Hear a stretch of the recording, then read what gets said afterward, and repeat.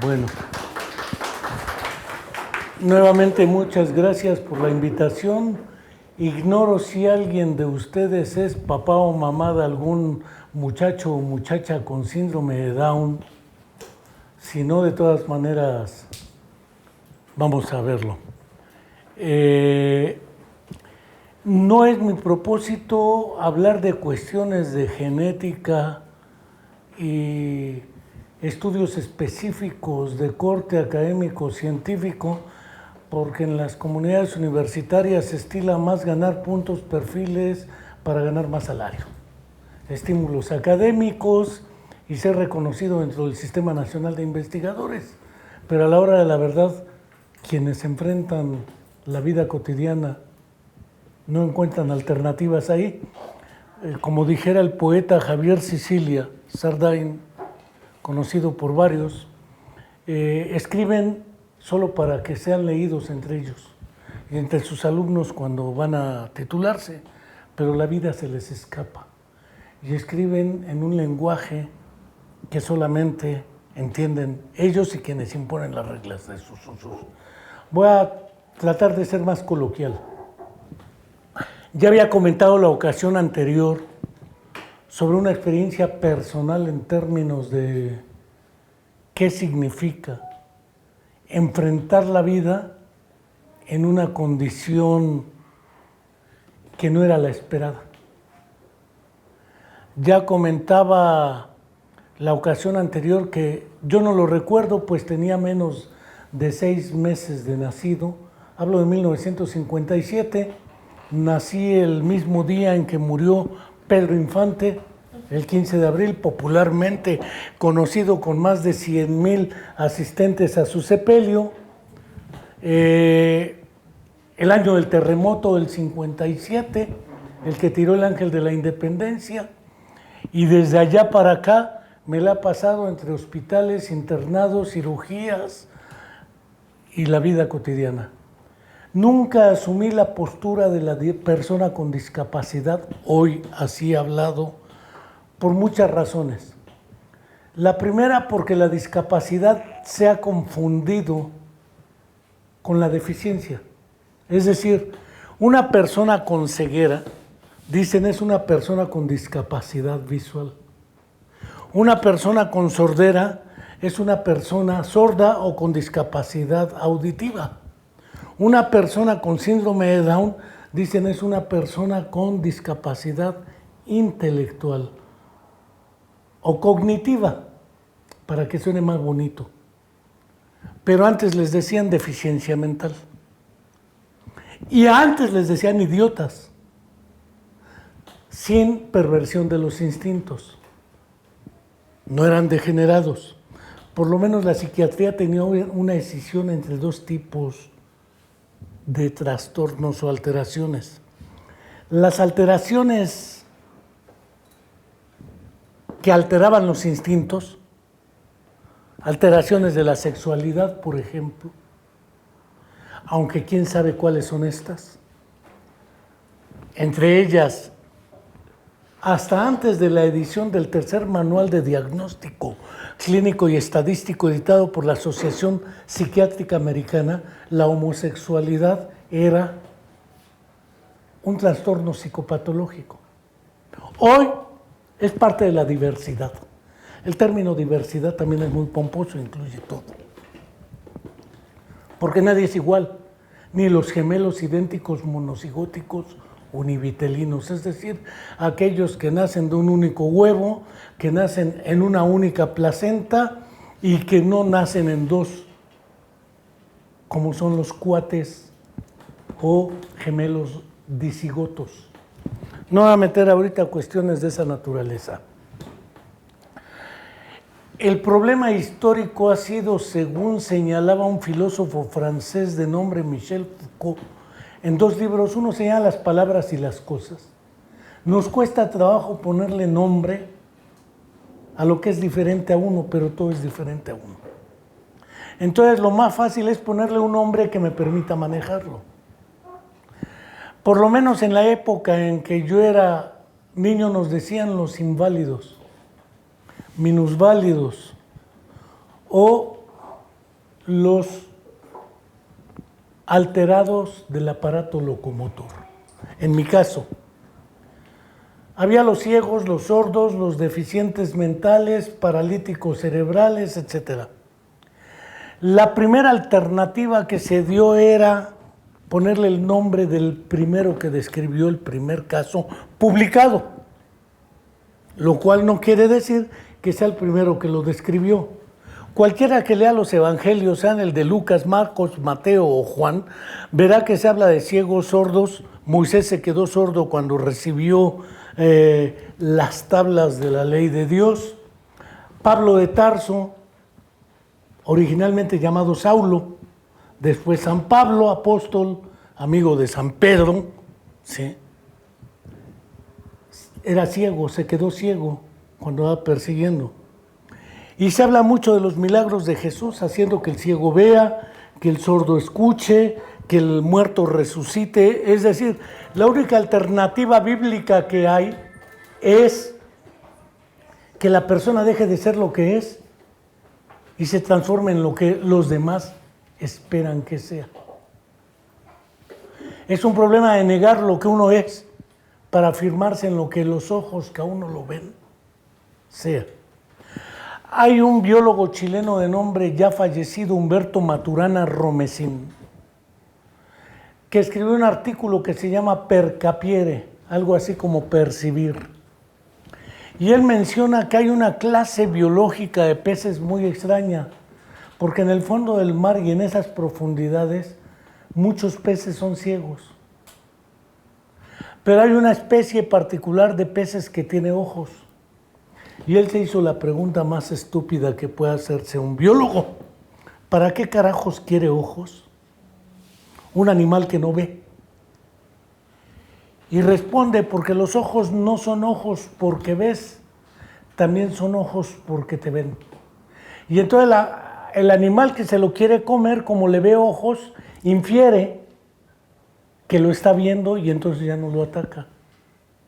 Le atribuye una condición que no posee por la presencia de una condición anatómica que fisiológicamente no le sirve. Es una especie de protección contra los depredadores de ese entorno. Algo similar ocurre aquí. Se llamó primero la parálisis cerebral, por ejemplo, enfermedad de Little, porque un tal Little la describió. En la Biblia ya se habla de paralíticos, entre los cuales probablemente los hubiera de endemoniados, histéricos o histéricas, etc.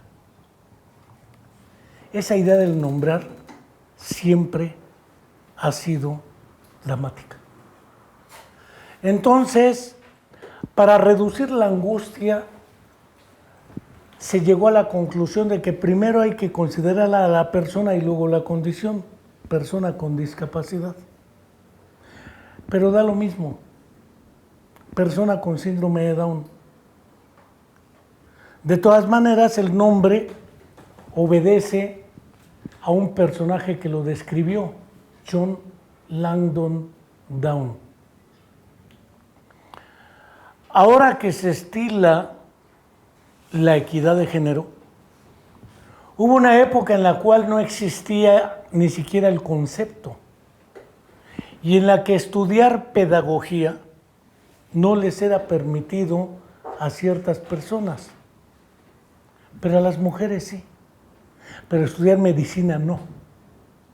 Curiosamente, la esposa de un tal Lenin, Nadezhda Krupskaya, fue la que asumió al triunfo de la Revolución Rusa, después de Anatoly Lunacharsky, el cual fue defenestrado por Stalin,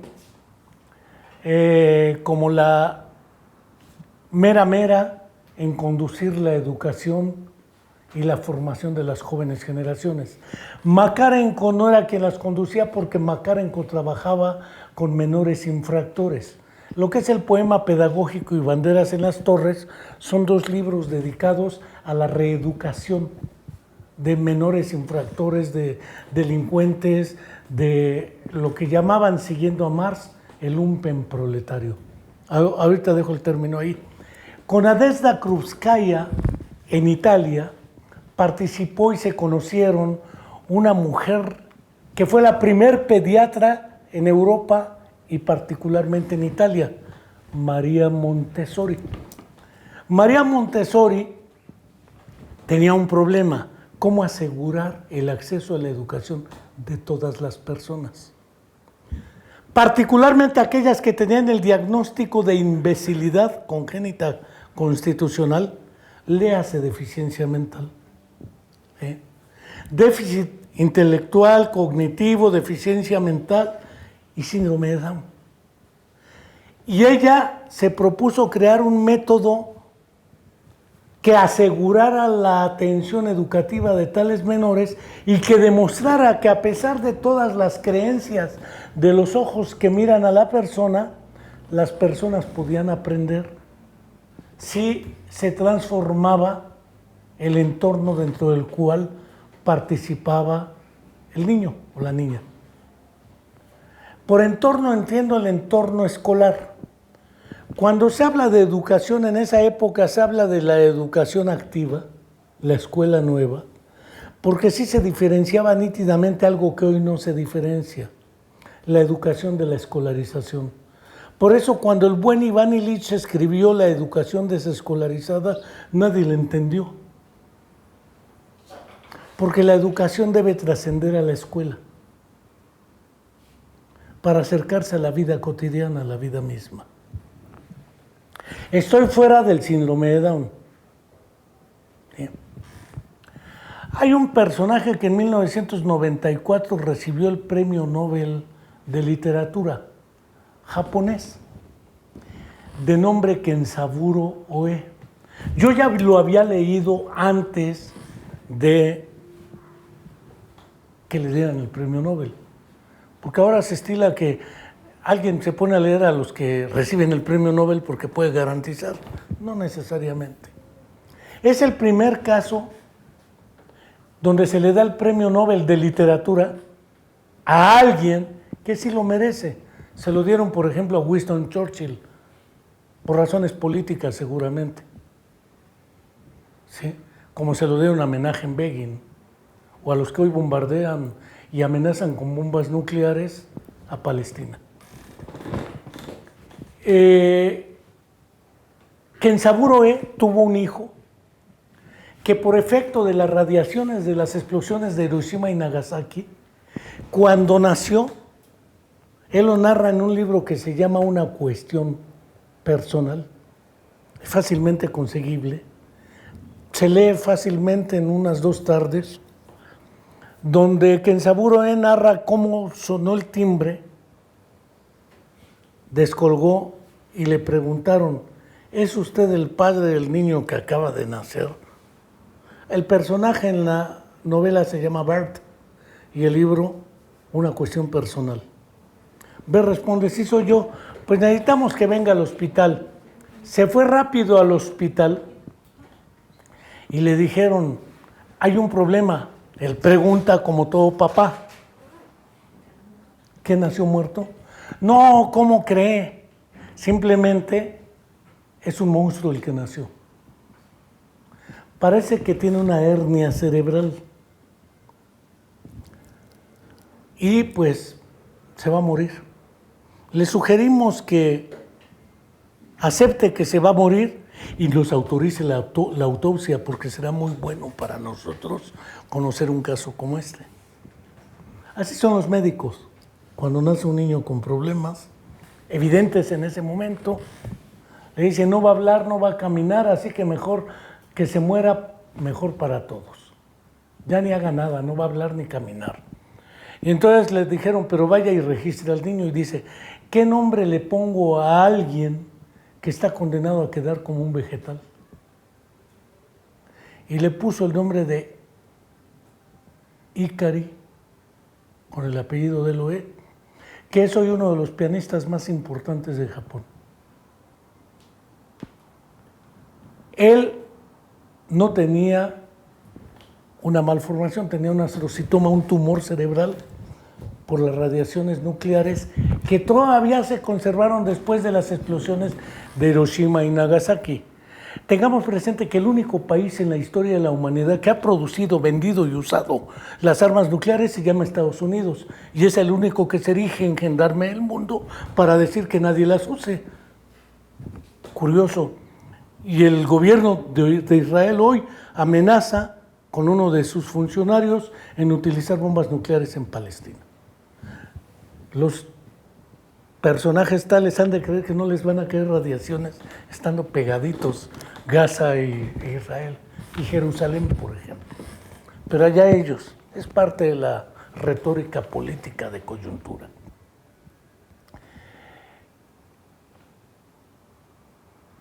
No tengo duda de que bajo estas circunstancias la probabilidad de que nazca un menor con defectos evidentes se le conoce como malformaciones congénitas mayores al nacimiento.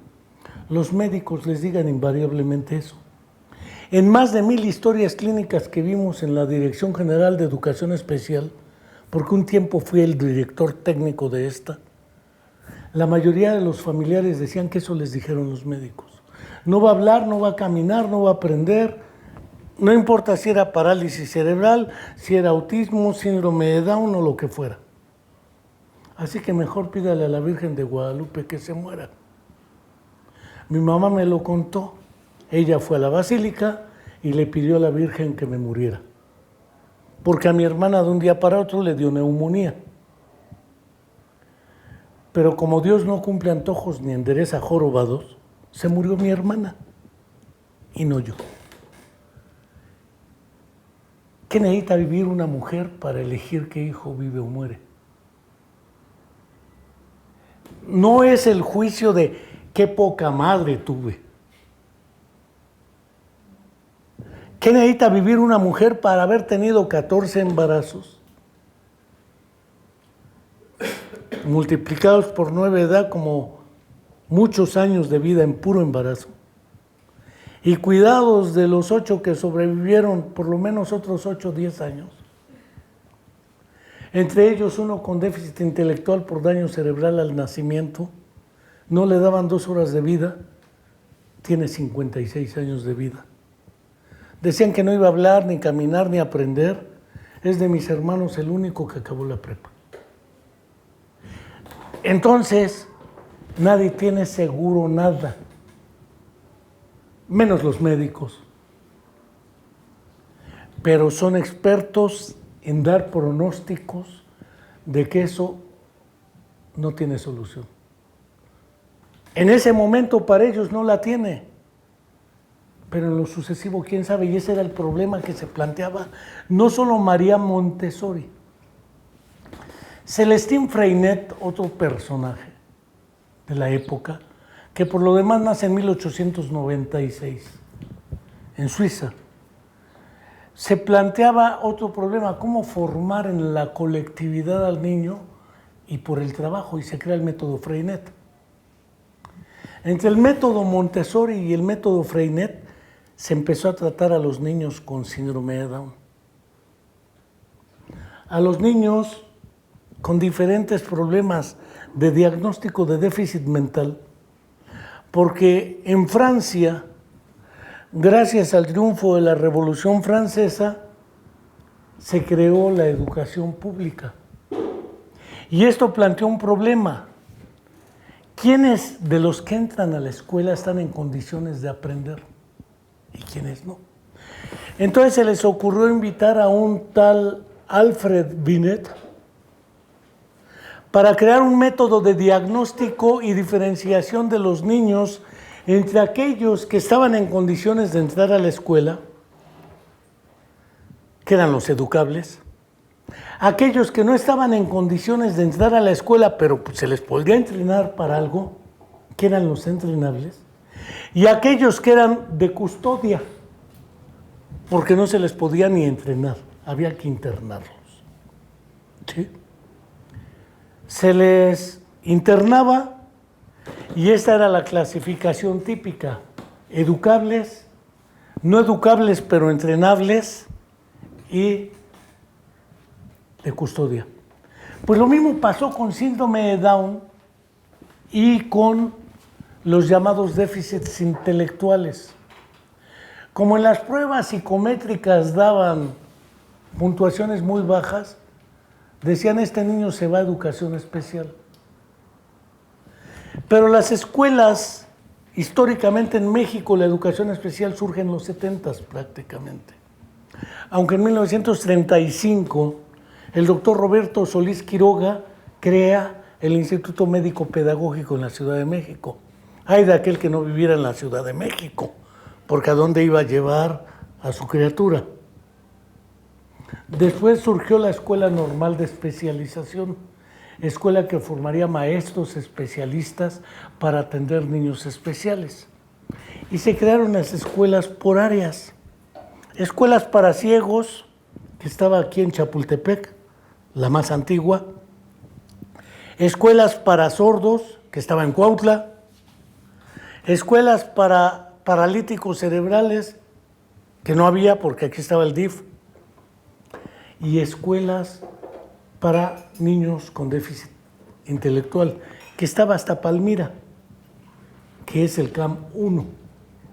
Bueno, resulta que esto genera un problema de transporte, movilidad y de implicaciones económicas, porque si vivían en Tepoztlán, pues ya no vinieron. Solo por transporte. Ahora cargar una persona que tiene dificultades para caminar y que pesa 60 kilos, pues ya veo a las mamás o papás con escoliosis, lordosis y ciertos problemas, además de las implicaciones económicas que derivan de ello. Y como no se muere, pues no los matan. ¿Qué es lo que hizo Kenzaburo en una cuestión personal? Lo primero que hizo fue contratar un abortista para que matara al niño, porque él no lo podía matar. Lo llevaron, lo echaron en una congeladora, el abortista no lo mató y resulta que sobrevivió a la congeladora. Entonces se fue con una amiguita que se llamaba Himiko, que en japonés significa la que da consuelo. Según narra Kenzaburo en la novela, una cuestión personal. Y en efecto, le dio consuelo un rato, pero además, con puro Johnny Walker, etiqueta roja, pues no pudo darle consuelo porque quedó como araña fumigada a él. Todo el tiempo se acababa los litros de Johnny Walker, etiqueta roja. Qué mal gusto, pero bueno, son los personajes, las novelas y demás. Yo hubiera preferido, no sé, qué sé yo, un bourbon, otra cosa, o un mezcal cuando ya muy fregado. Pero el caso es que se puso una borrachera y dice, no pude hacer nada con Himiko. Para su desdicha, se arrepintió y fue por el niño y trabajó con él. Después escribió otro libro que se llama Dinos cómo sobrevivir a nuestra locura. Y ahí tiene otro cuento dedicado al asunto de vivir con un hijo con déficit intelectual y se llama Dinos cómo sobrevivir a nuestra locura. Les recomiendo que lean ese. La literatura también educa. El autor es Kenzaburo con Z y con B larga o E, como suena. Casi todos sus libros están en Anagrama, ediciones de México y de Madrid, España, y son conseguibles. Uno es Una cuestión personal, un librito chiquitito, y el otro se llama Dinos cómo sobrevivir a nuestra locura. Tiene otro que se llama Cartas a los años de nostalgia, tiene un chorro, pero particularmente tiene uno que se llama Vivir con un hijo con discapacidad. Y narra ya más formalmente y menos novelado cómo su hijo logra atraerlo a él y demostrarle que todo lo que al principio vivió, porque vive en el shock. Por ejemplo, nuestra querida compañera, ¿cuál es su nombre? Selene. Selene. No le voy a preguntar la edad porque es secreto de Estado. ¿Es su primer embarazo? No, el cuarto. ¡A su madre! Bueno, la Dolce Vita, se la vi. Muy bien. Pero siempre que le dicen, la primera vez, porque ahorita ya está más acostumbradita, ¿qué quieres, niño o niña? Algunos suelen responder lo que caiga, pero que nazca bien. El problema es qué pasa cuando no nace bien. Entran choques porque lo que uno quería era lo mejor y lo que le sale es lo peor. Tiene cara de mongol, les decían mongólicos. Tiene cara además de que tiene cialorrea porque no controla los músculos faciales. Entonces se le sale la saliva y dicen, babea. Eso pasa mucho en parálisis cerebral. Tienen un retardo generalizado del desarrollo, es decir, no van a la misma velocidad que otros, pero sí aprenden. Se tardan en aprender a caminar, se tardan en aprender a hablar algunos, otros no. Unos se tardan más, otros menos. Se tardan en aprender a leer y escribir, algunos aprenden a leer. Tengamos claro que hay dos tipos o dos taxones del síndrome de Down. Ese es el primer genoma completo que se hizo, el del cromosoma 21. Como sabemos, hay 23 pares de cromosomas XY para poder conformar un nuevo producto o ser. Uno es de un lado y otro es de lado. Uno es de varones y otro es de damas. Se supone, por ejemplo, que entre más X haya, es más probable que sea autista. Por eso, la frecuencia epidemiológica o la prevalencia, dijera Hugo López-Gatell, cuando era el zar del COVID, es más en varones que en mujeres. De cada 4 personas con autismo, 3 son varones y 1 mujer. Entonces se supone que el cerebro masculino tiende a ser menos hablador que el femenino. De ahí sacan conclusiones incorrectas. Ahora entiendo por qué el chisme, por qué nadie las calla, lo que guste. Pero eso es pura especulación y pura fantasía. Lo real es que el acto de habla no es solamente hablar. Es decir, yo hablo, decía el poeta, creo que era de Chihuahua, Manuel Acuña, pues bien, la manera más ridícula de empezar un poema. Yo no hubiera empezado un poema con un pues bien. Pero Manuel Acuña sí, en su Nocturno a Rosario. Y empieza con un reconocimiento de sujeto activo de la actividad. Pues bien, yo necesito decirte que te adoro.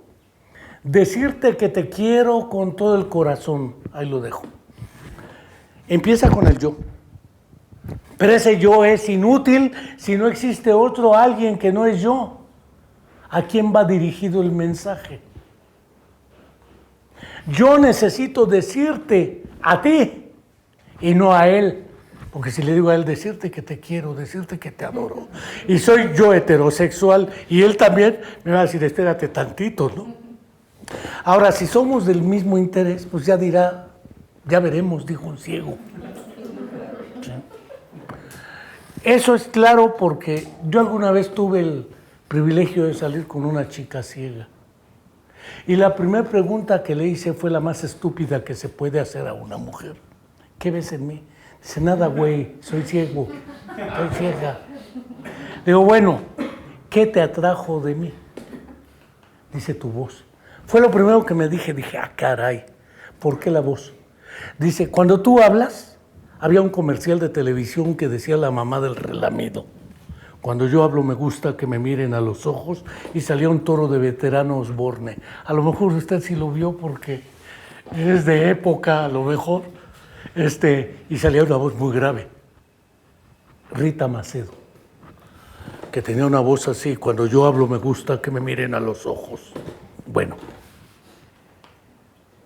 esa idea de dirigirse a otro que no soy yo, es una idea de reconocer la existencia del otro que no soy yo, gracias al cual yo me doy cuenta de mi existencia. Por eso dice, yo necesito decirte que te adoro. Además, no solamente necesito decírtelo a ti, necesito decirte eso y no otra cosa. y hay formatos para decirlo. Porque si se lo dice, quiero irme a la cama contigo, es probable que le diga que no, aunque quisiera. Pero si se lo dice de otra manera, a lo mejor sí. El problema es que el acto de habla no es solamente un acto fonológico y sintáctico, es un acto interactivo donde tengo intenciones. Tengo la intención de comunicarle algo a alguien y de decírselo de cierta manera. Pues cuando empiezan con los chicos con síndrome de Down, por ejemplo, o con parálisis cerebral, o con autismo, hay que mandarlo a terapia de lenguaje, como si el problema fuera de habla y no es de habla. En autismo es de intención comunicativa. ¿Por qué? Yo le preguntaba, ya mencionaba un personaje el mes anterior, que le decía, ¿cuándo te diste cuenta que los demás existían? Siempre, pues los veo. Lo que pasa es que no quiero que existan. Y si no quiero que existan, no tengo necesidad de comunicarme con ellos. No es que no pueda hablar, es que no necesito hablar. Y entonces hay que diferenciar comunicación de habla. Por eso el sordo no es necesariamente mudo. El sordo no habla porque no tiene el referente auditivo, el de nacimiento. Pero se puede comunicar con un sistema alternativo llamado lengua de señas. ¿Cómo estás? Yo estoy bien, gracias. Es decir, la comunicación no necesariamente es fonética y audiológica. Puede ser por otras vías y por otros medios. El aprendizaje también. Y eso es lo que empezó a plantear María Montessori. Es cierto que los niños con síndrome de Down tienen una apoplazía frontal, eso suena muy gacho. Es decir, tienen el lóbulo frontal hipotrofiado o poco desarrollado. Eso hace que si nosotros dividimos una anatomía muy básica y elemental y sobre todo fisiología, los occipitales nos permiten procesar la información visual. Los temporales que dan hacia abajo, pero adelante de los occipitales, permiten reconocer no solo el sonido, porque no es lo mismo ese sonido que por allá afuera suena como martillo, que la voz humana. El oído humano tiene la cualidad de diferenciar las palabras de los sonidos. Y eso a la hora de las terapias de lenguaje lo olvidamos. Ahí hay un sonido y un jarro. Y hay un mecanismo de exclusión o de discriminación que se llama atención. Eso hace que no pele esos sonidos y pele la voz. Es decir, hay un proceso selectivo de orientación de la actividad hacia un objeto y no otros. Incluyo unos y excluyo otros. La percepción no está separada de la atención. Y la atención tiene que ver con el tallo cerebral. La memoria tiene que ver con los temporales también. Cuando escucho la palabra pelota, no solamente me represento una pelota mía, me represento esa y todas las pelotas habidas y por haber. Y toda la historia de la construcción de las pelotas. Es decir, gracias al lenguaje puedo interiorizar, es decir, pasar de fuera adentro, la experiencia de más de 5,000 años de vida humana. Pues lo importante que es la terapia del lenguaje, no para que el niño hable, o diga la palabra pelota, canica, etc. Es para que aprenda a leer el mundo, decía Paulo Freire, en la pedagogía del oprimido y sobre todo en la educación como práctica de la libertad. Se trata no de que aprenda a repetir lo que ve en los textos, sino que aprenda a comprender y a interpretar. Y las personas con síndrome de Down sí lo aprenden, con una salvedad a diferencia de las personas con autismo. Ya hablaremos de autismo en otra ocasión, pero las personas con autismo pareciera ser que viven en un mundo donde no hay una realidad externa a ellos. Y hay una serie de fluctuaciones entre el yo y los otros. No es que no hablen, no sirve de nada hablar o no hablar. Pueden hablar algunos, pero tienen problemas de comunicación. El problema es de comunicación. Y en síndrome de Down la expresión afectiva tampoco está alterada, porque tiene que ver con las estructuras bajas, sistema límbico y temporales.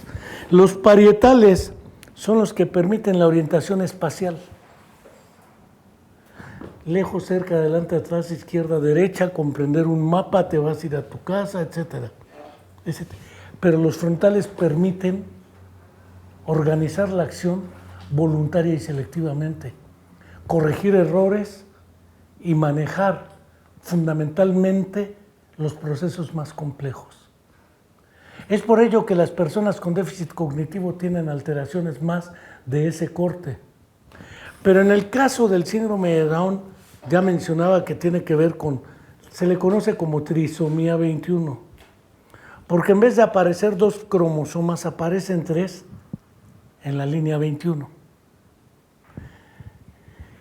Eso es de transmisión directa y automáticamente. Quien tuvo ya en la familia un pariente con síndrome de Down, lo mejor es hacerse un cariotipo para ver la probabilidad de qué tanto va a tener una criatura con síndrome de Down o no. Es de transmisión directa. Y si lo tiene uno, pues ya mejor cerrar la empresa, porque es probable que el otro también. Ahora bien, hay otro tipo de síndrome de Down, el que se conoce como mosaicismo, algunos le dicen mosaico.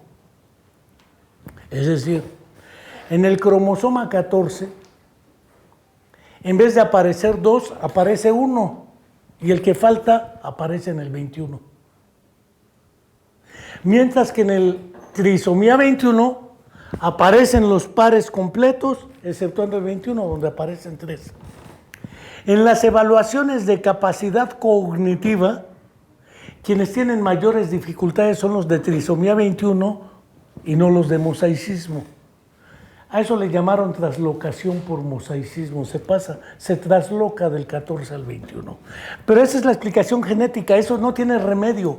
Aunque se paren de pestañas, ese niño ya nació así y así va a morir. Aunque se paren de pestañas, el que nació autista no se le va a quitar lo autista. Y aunque mi mamá se parara de pestañas, porque siempre su preocupación era, ¿qué va a hacer de ti cuando yo no exista? Pues seguir la vida, porque la lógica dice que es probable que tú te mueras primero, lo cual no quiere decir que yo me muera primero. Puede ser que yo me vaya primero. Nadie la tiene comprada.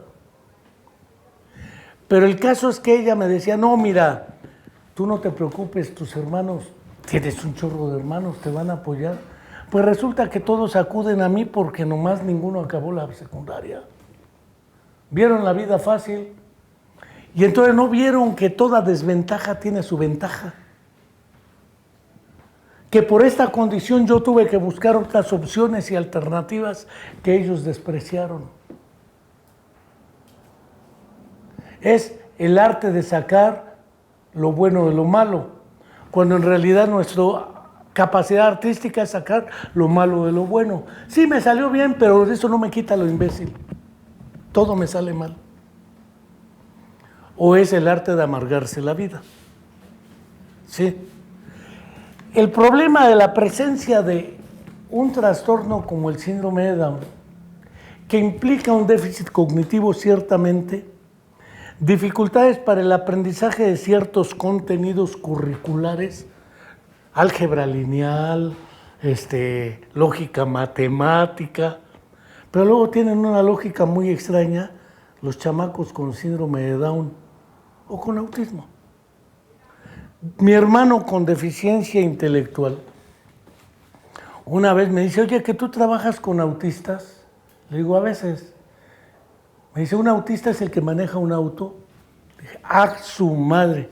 Nunca se me hubiera ocurrido.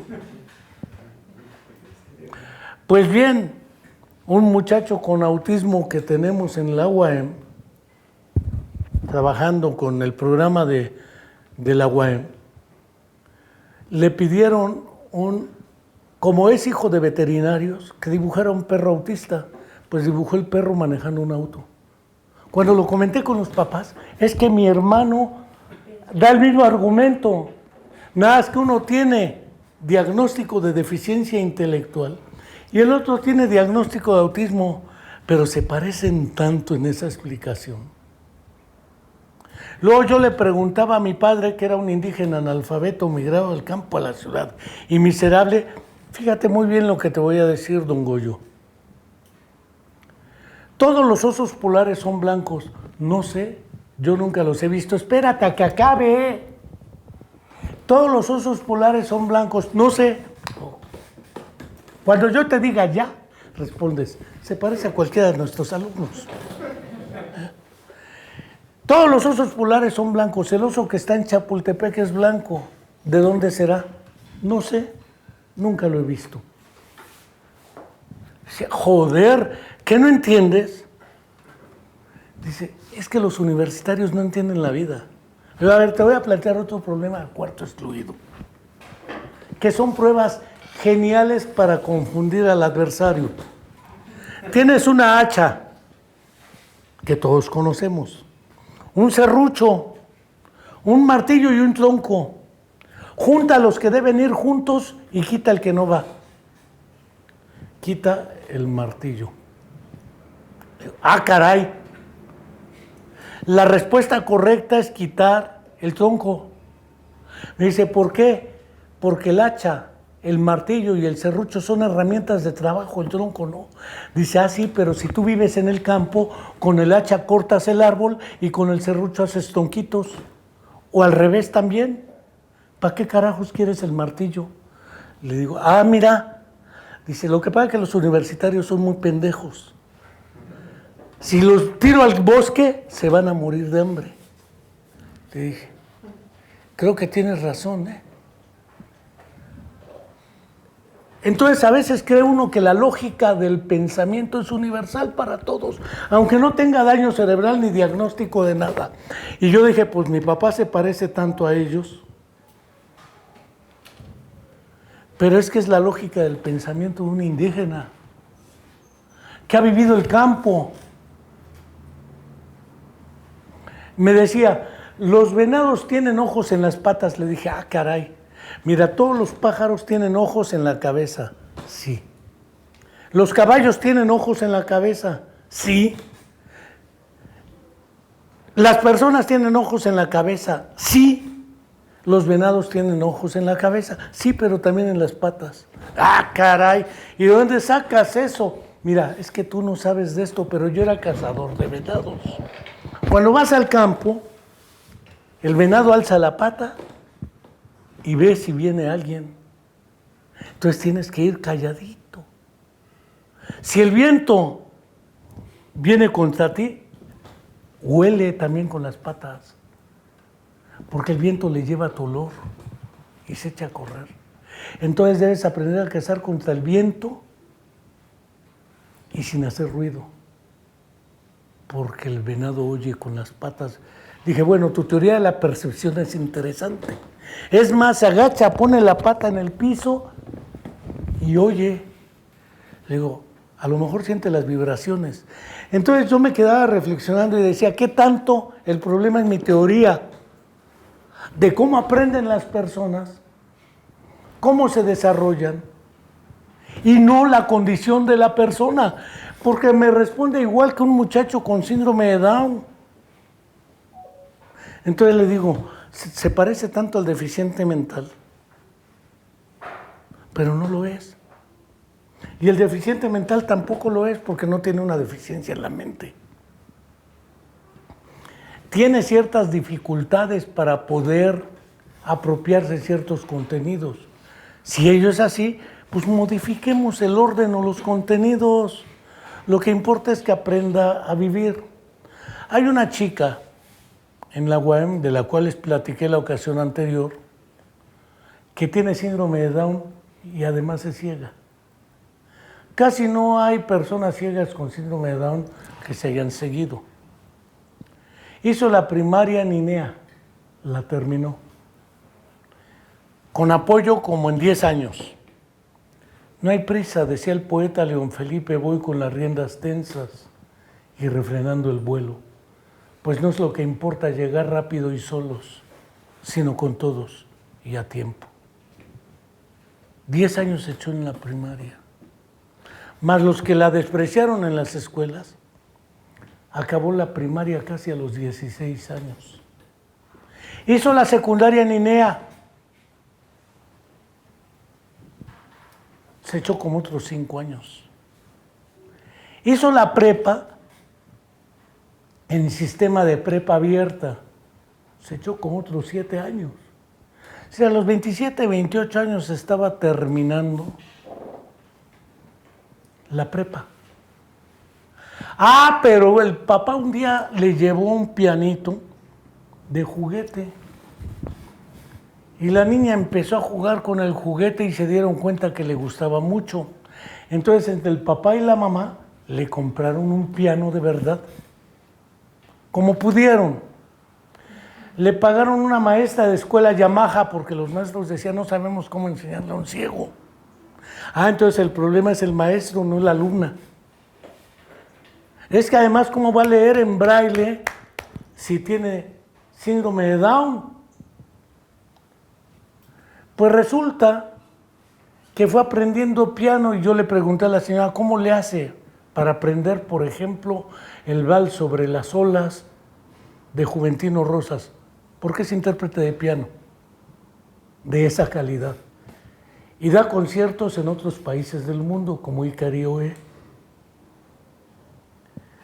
Pues resulta que la mamá me fue a ver porque fundamos un programa en la UAM de inclusión y me dijo que si podía entrar a la UAM porque en el Centro de Estudios Musicales o de Artes, el CEMA de Morelos, no la admitieron. Demandaron en Derechos Humanos y por instrucciones de la Comisión de Derechos Humanos dieron la orden, que no es orden, es recomendación de que fuera inscrita, pero ya la habíamos inscrito a la UAM en la Escuela de Teatro, Danza y Música para que estudiara la licenciatura como intérprete de piano. Hoy está titulándose, no hoy día, sino estos días, titulándose como licenciada en piano. Muchos maestros decían, sí, pero no me explica la historia de la música. ¿Y para qué carajos quiero que sepa historia de la música si lo que ella sabe y le gusta es tocar el piano? Y la directora me decía, sí, pero es un desprestigio para la escuela. ¿Cuál? Ella da conciertos internacionales. Dígame, ¿qué concierto ha dado usted? Directora. ¿Por qué no adaptamos la escuela y las circunstancias a las necesidades del niño? Yo he sido siempre izquierdoso, marchero y demás. Y siempre les decía, porque empiezan a correr y a brincar, el que no brinque es charro, el que no brinque es macho, lo que gusten y manden. ¿Sí? Pues yo no brinco, soy todo lo que dicen que. Pero de pronto se echan a correr y uno se queda hasta atrás. Entonces les decía, ¿por qué no vamos al ritmo de los que van más despacio? ¿Por qué no adaptamos las circunstancias a las necesidades de los alumnos? El problema no es el síndrome de Down, son los ojos que miran a la persona con síndrome de Down y además la familia se siente fustigada. En un documental que se hizo para 1974 de la cineasta alemán Werner Herzog, que se llama El futuro discapacitado, se dedicó a entrevistar a sobrevivientes de uso de un medicamento que se llama talidomida, que era para quitar los síntomas del embarazo, entre otros asuntos. Pues la mayoría de las mujeres que tomaron ese medicamento tuvieron hijos con malformaciones congénitas mayores, sin brazos, sin piernas, una verdadera calamidad. Y en las entrevistas las mamás eran las que decían, es que todo el mundo se te queda viendo, te preguntan por qué el niño está así, qué tiene, etcétera. Me tocó en un Walmart que está aquí en Domingo 10, un niño que le pregunta al papá, papá, ¿qué tiene ese señor? Y el papá le da una patada al niño y le dice, cállate, ¿qué no ves que está enfermito? explicación. Lo más práctico para mí era decirle, mira, cuando estaba chiquito no me pusieron la vacuna de la polio. ¿Ya te vacunaste? ¿Te dejas vacunar? Dile a tus papás que también te vacunen. Es decir, parece ser que el problema se nos vuelve un problema colectivo porque aparecen por lo menos dos barreras. Las barreras actitudinales del entorno que nos imponen mecanismos de defensa y autoprotección, y entonces excluimos al niño. Lo negamos, lo ocultamos. O dos, como sabemos que tiene un déficit, le hacemos todo. Es decir, sobreprotegemos. Y hasta donde me he dado cuenta, lo que voy a decir es casi una barbaridad. Pero el peor adversario de un niño con estas circunstancias es, en primer lugar, la abuela. Cuidado con las abuelas. Y en segundo lugar, las mamás o los papás. Finalmente, las hermanas y las sobrinas. ¿Por qué? Por esa actitud de sobreprotección. Y no hay manera de aprender a enfrentar la vida que no sea enfrentando la vida como es en lo real. No una vida artificial que no existe fuera de las escuelas. Hablar entonces del síndrome de Down para mí es menos necesario que explicarles esas alteraciones cromosómicas que se producen porque nos son poco útiles a la hora de la práctica, y empezar a hablar de lo que son adecuaciones curriculares, ¿sí? Adaptaciones de acceso, ¿sí? Para que las personas puedan desarrollarse de la mejor manera posible. Porque no hay inclusión ni integración si no es a través de la comunidad y la familia. No hay rehabilitación si no es una rehabilitación basada en la comunidad y orientada a la familia. Porque el niño no es una isla separada de los demás. Y porque ese drama de qué va a ser de mi hijo cuando yo ya no esté, nunca se les va a quitar. Entonces, ya para qué pelearse con ese fenómeno, si de todas maneras lo deseable es que uno se muera primero y no ellos. Aunque a veces cerramos el tiro, es mejor sería que muera él, no necesariamente, o ella. El otro fenómeno es el de las barreras jurídico-administrativas e ideológicas. La primera es el juicio de interdicción. ¿Quién decide lo que tiene que hacerse con estas personas?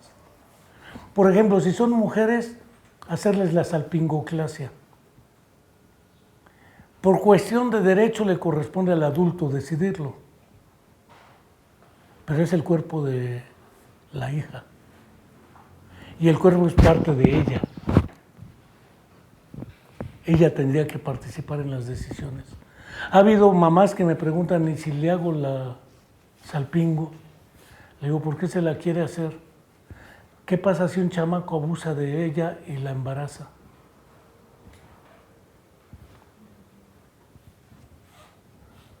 ¿Y usted va a decidir por ella? Sí. No puede ser mamá nunca. No lo sé. Hay casos documentados de personas con síndrome de Down, mujeres, que efectivamente ellas autorizaron, junto con sus padres, la salpingo, pero que adoptaban y cuidaban. Hay películas al respecto, ¿sí?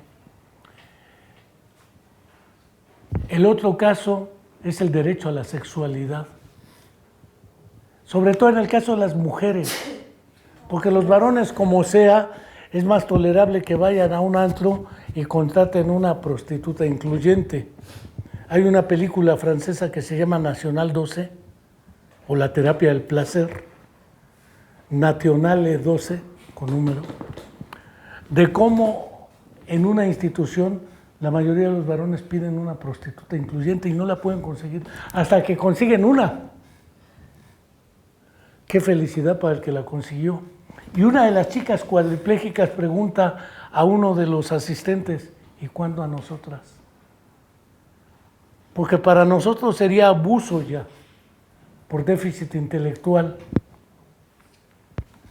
Es un problema sumamente complejo ese jurídico, porque implica en términos forenses, no necesariamente de muerte, ¿sí?, una muerte civil.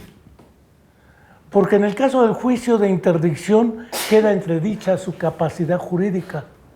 Por eso se llama interdictio, porque se pone entredicho su capacidad jurídica. No puede heredar, no pueden testar, no pueden casarse si no les autorizan un juez. Me parece una violencia inadmisible. Tendríamos que discutir mecanismos de protección y aseguramiento de buena calidad de vida. Pero ese es un fenómeno muy gordo todavía para algunos, porque veo, y es gente sumamente joven. Aunque una señora me decía gracias. No le estaba diciendo un piropo. Pero son gente sumamente joven y no tienen hijos en esa edad todavía, supongo. Eso plantea el otro problema, el laboral. ¿De qué van a vivir?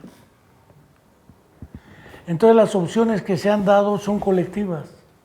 CONFE, Confederación de Asociaciones de Personas con Déficit Intelectual, y crean cooperativas, donde lo que hagan, se van abriendo cuentas para cada familia, donde se va asegurando para el familiar.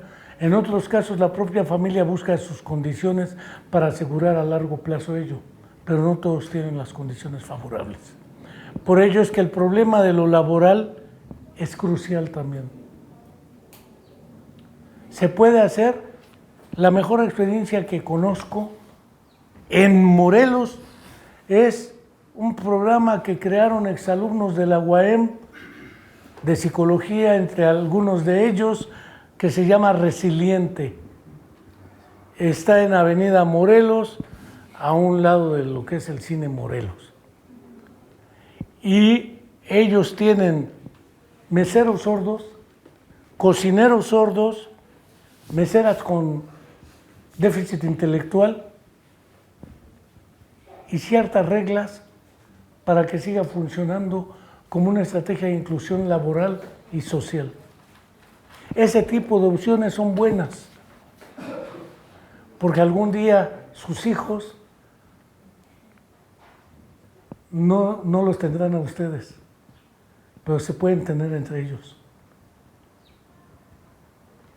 Hasta aquí dejo esta exposición para no hacer tediosa ni muy técnica la cuestión del síndrome de Down.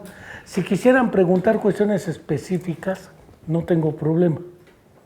Si quisieran comentar lo que sea, también. Caput. Gracias, maestro.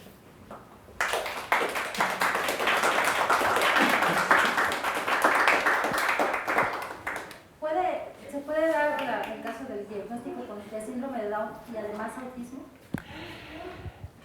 Sí, se puede dar. El problema es que hay una película documental también del mismo cineasta, con W. Ferner, Herzog con H y con Z. La película se llama El país del silencio y la oscuridad. Está dedicada a los ciegos sordos, de nacimiento o que se quedaron ciegos y sordos, porque el problema es cómo construyen una imagen del mundo. Y ahí tienen el caso de una persona que tiene síndrome de Down, que es ciega, sorda y además tiene autismo. Se llama Vladimiro Kokol, con V. Vladimiro Kokol. Kokol, con KK. Kokol. Y cuando la personaje a la que está dedicada la película, una ciega sorda alemana, Fini Straubinger, que a diferencia de Helen Keller es ciega sorda de nacimiento, Fini Straubinger es ciega sorda en la adolescencia, pero se queda 30 años en la cama porque pierde toda la orientación espaciotemporal por la ceguera sordera y después se recupera y se dedica a trabajar con grupos de ciegos sordos y van a la escuela para ciegos sordos de la escuela alemana de la República Democrática, que seguían el método Alexander Mecheriakov, que se conoce como Despertando a la Vida. Ahí tenían el caso de este muchacho, como nunca fue atendido, pues parece autista efectivamente, pero no se sabe si efectivamente es secundario a la condición del abandono de la ceguera sordera simultánea, ¿sí? Pero tiene todos los rasgos del síndrome de Down. No se sabe si todo en su conjunto produce un pseudoautismo, pero es muy probable. Que existan lo que se llama comorbilidades no quiere decir que uno cause a la otra, ni el autismo causa el síndrome de Down ni el síndrome de Down autismo. Son concomitantes, por así decirlo. Y son muy excepcionales o infrecuentes. Pero sí, por ejemplo, ahí está un caso, el de Vladimiro Kokol. Por ejemplo, bueno, ¿cuál sería su opinión sobre las culturas mesoamericanas? Está documentado que la cultura olmeca particularmente tenía personas con síndrome de Down, ¿no? ¿Y qué hay al respecto de eso, no? O sea, ¿qué podía abundar acerca de su investigación a lo largo del tiempo? No conozco estudios, y lo subrayo, no conozco, lo cual no quiere decir que existan, de genética de restos de aquel periodo, que puedan demostrar que efectivamente había trisomía 21. Si era síndrome de Down, era trisomía 21, no hay de otra.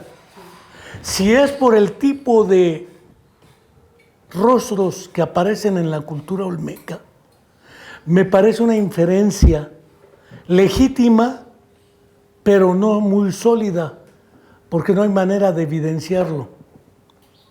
Lo que sí es claro, y pensaría que se les llamó mongoles un tiempo por analogía, y esa fue la estrategia de comparación en el caso de la cultura olmeca. Se habla de que el rey Netzahualcóyotl tenía un lugar para atención de niños con malformaciones, a diferencia de los espartanos, que ellos los tiraban en la boca del volcán Tageto o Taigeto, ¿sí? Porque ellos querían una cultura como los nazis, ¿no? Que por lo demás el invento de la eugenesia es un invento británico-estadounidense, eso no lo dicen. La eugenesia es obra del hermano de Charles Darwin. Esto tiene que ver entonces con la idea de mejorar la raza. Ese tipo de estudios llegan a plantear que efectivamente se ha hablado de la actitud comunitaria ante la presencia de este tipo de fenómenos. Hubo una época en que se les conoció como idiotas sagrados o benditos. Eran mensajeros de Dios. Hubo una época en que se les consideró los sabios autistas. Hay casos muy documentados al respecto. Pero entre sabios autistas e idiotas sagrados o benditos, nombres con los cuales se les conocía, la actitud era distinta, ¿eh? Influye mucho la actitud en la atención y el manejo de estas personas, indudablemente que sí. ¿Modifica la existencia o no del fenómeno? Indudablemente que no. Si hay trisomía 21, la va a haber independientemente de la actitud que asuma la comunidad.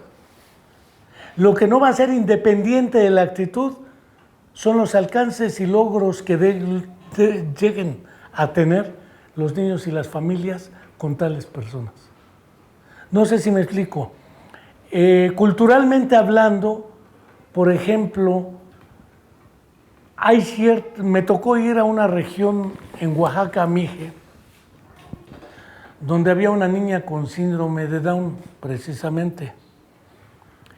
Yo fui porque me mandaron oficialmente como CEPA a abrir una escuela para integración de niños con discapacidad. Y platicaba con el director de la Escuela Musical Mije, que tiene una orquesta de niños, la Orquesta Filarmónica del SECAM, Centro de Capacitación Musical Mije, en Santa María Tlahuiltoltepec. Y yo vi a la niña con síndrome de Down en la escuela. Y me preguntó el tatamandón, ¿qué nos están ofreciendo? Le digo, le ofrezco la palabra integración. Y me dice, esa palabra no existe en nuestra lengua. Dije, en la torre, ¿y ahora cómo le explico? A ver, esa niña con síndrome de Down puede venir a esta escuela y recibir una atención más especializada. Me dice, a ver, esta niña tiene que hablar mije como los niños mijes. Tiene que vestirse como mije. Tiene que rendir honores al rey Concoy. Y le pregunto, ¿quién es el rey Concoy? Y ya me contó toda la historia del rey Concoy. Tiene que cantar el himno nacional en mije. Tiene que ir y tocar en la Orquesta Filarmónica del SECAM, porque si no amarramos al papá en el árbol del castigo. Uno es tan pobre y miserable que ¿qué vamos a hacer sin música? ¿Qué es lo que me ofrece usted? ¿Sacarla de esto? ¿Qué hacen los demás niños? Su tequio. ¿En qué consiste el tequio? En desgranar maíz para guardarlo, para cuando haga falta. Ella desgrana maíz. No está impedida para hacerlo. Pero eso sí, la comunidad, y todos tenemos más obligaciones con ella, cuidarla y protegerla. Dije, no, pues que le ofrezco, mejor deme un mezcal. Me he puesto una peda con ese señor. Que la funcionaria de la SEP me dice, oye, no vienes a emborracharte con la... Yo vengo a convivir con la gente. No vengo a imponerles un punto de vista. Nos hicimos buenos cuates. Después me di cuenta que ese tatamandón y el maestro Mauro de la escuela musical era muy amigo de Cornelio Santamaría, el director de la banda de Tlayacapan. Y entonces dije, qué curioso, el mundo es tan pequeño que nos muestra que las limitaciones están en nosotros y en nuestras creencias. Por eso esta pregunta me parece muy pertinente. La actitud comunitaria es fundamental. Esa comunidad no desprecia a la niña, aunque tenga síndrome de Down. Y si les toca andar porque había niños topiles, que les dicen, que son como policías que espantan perros, para que dejen hacer los actos. Entonces el topil anda con un palo y un como cuero, mantando perros. La niña también es topil. Dije, aquí el único topil soy yo. Entonces cuando me pidieron el informe, titulé el informe, un informe de cómo un maje fue con los mijes a que se le quite un poco lo maje. Porque en verdad el problema es que creemos que nosotros somos los expertos y no era el caso. Sí. Y esto va un poco porque, si bien es sabido, mucha de nuestra cultura, los zapotecas, ahondando un poco más, ya tenían una inclusión sobre los mushes o homosexuales, ¿no? Lo que pasa es que no es que incluyan, es que no excluyeron. La palabra inclusión aparece como una contraparte de la exclusión. Pero en realidad, si no excluyo, pues todos están sujetos a los mismos riesgos y problemas. Empiezo a crear grupos separados, entonces tengo que hablar de inclusión. ¿Pero inclusión a qué? Yo le decía a la doctora Gómez Palacio, la primera vez que entré a trabajar a la Dirección General, me dieron plazas de nueva creación. Esas plazas todo el mundo las quería, porque ya eran propiedad de uno. Empezaron a hablar de la integración y le dije, a ver, doctora, ¿quién me va a integrar a mí? Mi cartilla del Servicio Militar Nacional dice, el ciudadano Enrique Álvarez Alcántara queda exceptuado del servicio militar por estar inútil a la patria. Es decir, un documento oficial considera que estoy inútil. ¿Quién me va a integrar usted? Ahí están sus pinches plazas y se las renuncié. Me aceptaron la renuncia. Le iban a dar las plazas a alguien más.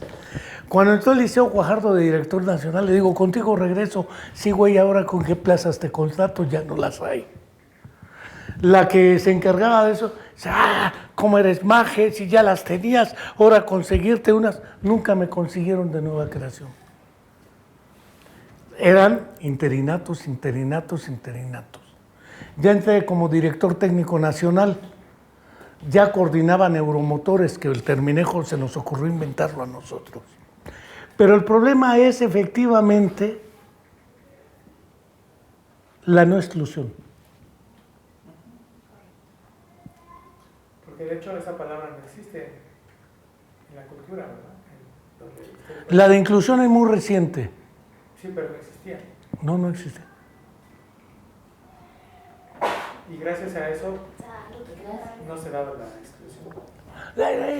La exclusión se daba, haya o no la palabra, los espartanos excluían. No, pero en esa comunidad donde usted... Sí. No existe porque por tradición cultural y su filosofía ayuj, y fue cuando le pregunté otra vez, ¿qué es la filosofía ayuj?